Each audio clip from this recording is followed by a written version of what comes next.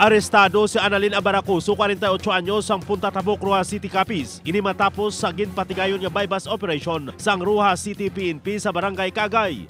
3 ka pakitis ang ginapatian shabu ang nakuha sa subject. Ginakabig nga newly identified drug personality si Abaracuso.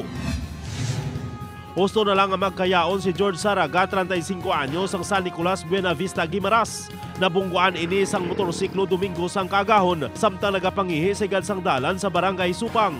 Wala gid sang nakakita sa nagbunggo.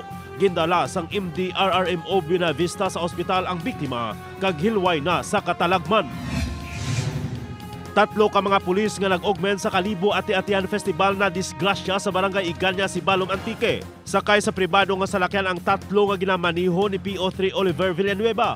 Kaupod nga nakasakay Sanday PO3 Roberto Santero kag PO3 Marvin Copias. Sa inisyal nga investigasyon ni Senior Inspector Rex Faren sang Sibalom PNP, manugpauli ng 3 halin sa Kalibo sang nadisgrasya.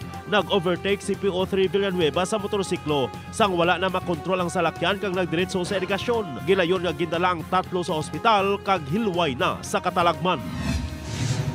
Nagapabilin nga missing si Ruben Palmaria, 17 anyos, samtang nakita na sa Banwasang Kawayan ang bangkay siyang manghod nga si Romel Palmaria, 15 anyos.